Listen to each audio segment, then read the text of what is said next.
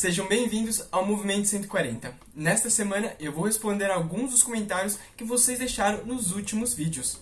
Então, para acompanhar mais conteúdos como este, não deixe de se inscrever no canal e também de curtir o vídeo. Vamos lá para os comentários. Variante falada no Nordeste e quanto à variante falada no Sul? Aliás, falou como se no Sudeste não houvesse também uma variante.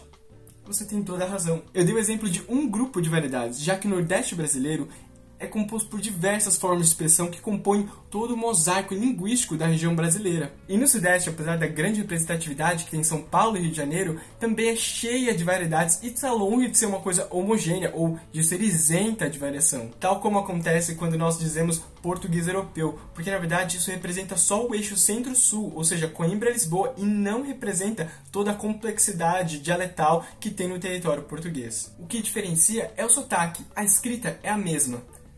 Não é só o sotaque que muda. Os sotaques são mais relacionados às características fonéticas, rítmicas e melódicas de uma forma de falar de um grupo social ou de uma região específica. Então não é só o sotaque que muda, porque a forma de expressão oral também é bem particularizada, porque nós temos organizações sintáticas da frase diferentes, além também da omissão, a adição de elementos. Mas isso não impede que as pessoas se compreendam, ou seja, não impede a intercompreensão. As expectativas dos falantes são diferentes e, às vezes por falta de familiaridade, podem gerar incompreensões, mas é claro que são completamente transponíveis com o maior convívio. E a escrita também muda, porque entre as duas grandes variedades da língua portuguesa, temos possibilidades de expressão que não são sempre possíveis nas duas. Nesse exemplo aqui, comprei uma casa a Maria. No português brasileiro, só há uma interpretação de que eu comprei uma casa e dei esta casa para Maria. Já no português europeu nós temos essa interpretação, mas há uma outra também, de que a Maria foi a vendedora, ou seja, ela que tinha a casa e eu comprei dela para dar para alguém ou para ficar comigo a casa. No dicionário português de Portugal, existem palavras de origem indígena, africana ou de outras influências de outros países que usamos? Essa é uma ótima pergunta e eu já tenho alguns vídeos preparados sobre esse tema.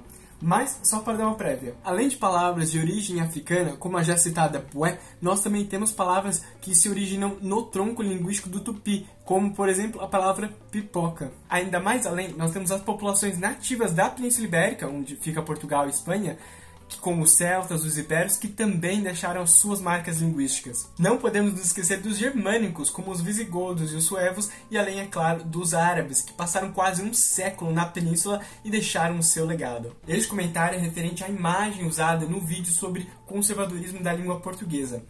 Sim, podia ter incluído a Galiza, mas ela é um assunto um pouco mais particular porque eu quero sim ainda abordar o estatuto linguístico do galego. É uma língua autônoma, é uma variedade da língua portuguesa. Tem muito o que falar sobre isso. Este comentário é sobre o mesmo vídeo.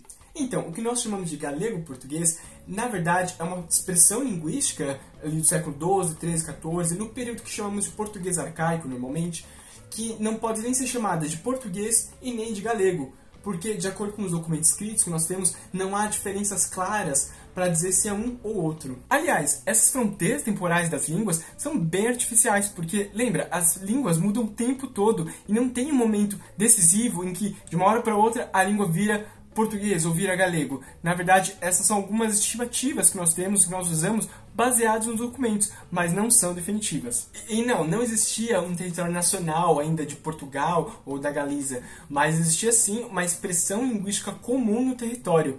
E temos que lembrar, desde a administração romana, já existiam as províncias de Lusitânia e da Galécia. E depois essa província vira um reino, incorporada a Castela, enfim.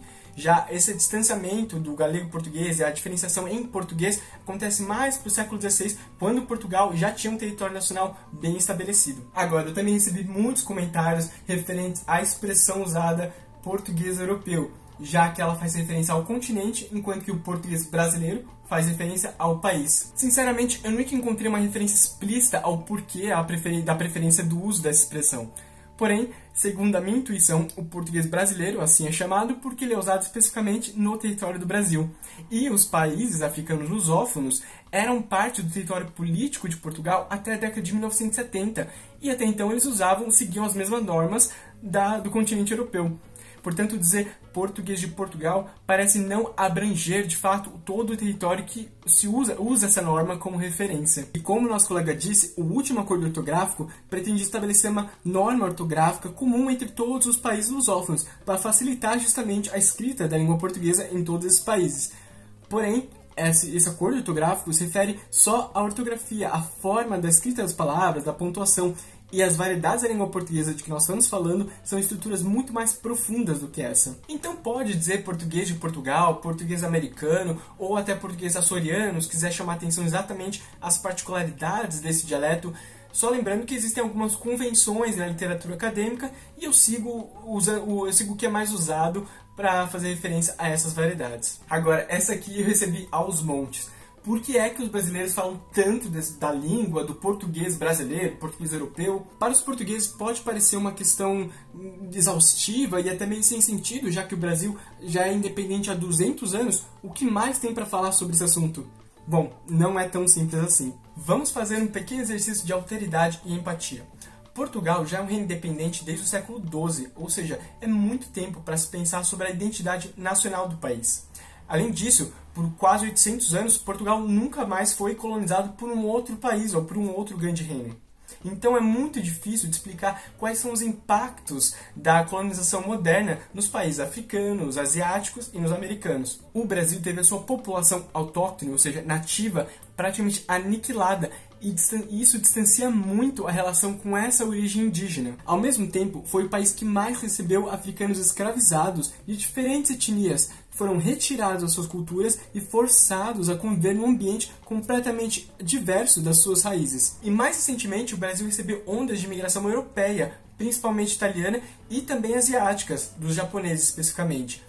Agora, então, tentem imaginar quão difícil é definir a identidade nacional de um povo de mais de 200 milhões de habitantes de tantas origens diferentes. A língua não é uma coisa separada das questões políticas e sociais, e com a emergência de um novo país, vem também a necessidade de uma afirmação identitária. E como o Brasil foi um território que ficou praticamente 300 anos sem um controle direto da metrópole, a sua linguagem tomou caminhos muito únicos, resultando em uma complexidade dialetal quase única. E isso é muito diferente do que aconteceu, por exemplo, nos Estados Unidos. Aliás, para vocês perceberem a particularidade do caso do Brasil, nós fomos o único país que tivemos uma monarquia na América. Assim como essas discussões também são presentes nos territórios asiáticos e africanos que se tornaram independentes há 50 anos atrás. Não são só 200 anos que vão resolver algumas questões de identidade. 90% dos brasileiros são descendentes de criminosos, ladrões, que na época colonial fugiram para o Brasil para não serem presos dos países onde eram.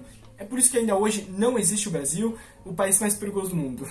Esse comentário, além de absurdamente preconceituoso, revela a ignorância e a necessidade da leitura de um artigo da historiadora Emília Viotti que se chama Os primeiros povoadores do Brasil, o problema dos degredados. Ela explica como é falaciosa essa fala, além de esclarecer também o que era considerado um crime no século XVI, que é bem diferente da nossa noção criminal atual. E é como eu disse antes, as origens dos brasileiros são completamente diversas, e chamar todos eles de criminosos é, no mínimo, ignorância. Este gênero de vídeos nem sequer tem conteúdo real, vão confundir ainda mais a cabeça de muitos brasileiros.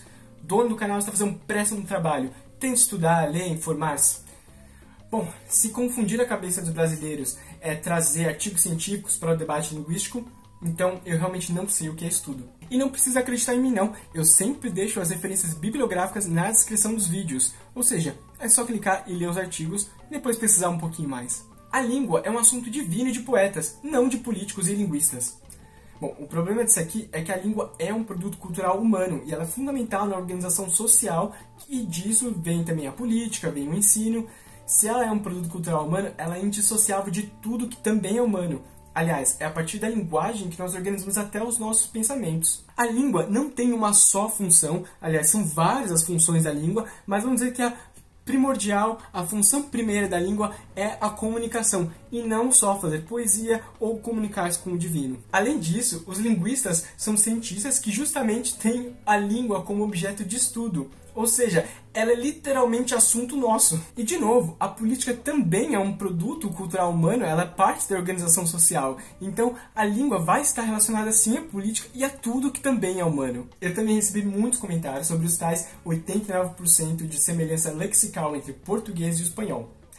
De acordo com o Etnologue, que é um compêndio global de todas as línguas documentadas no mundo, a porcentagem de semelhança lexical entre duas variedades de uma língua ou entre duas línguas é justamente feita ao comparar listas de palavras padronizadas e contar quais são semelhantes, tanto na sua forma quanto no seu significado. Mas às vezes essas palavras não têm exatamente a mesma forma ou exatamente o mesmo som, mas têm o mesmo significado.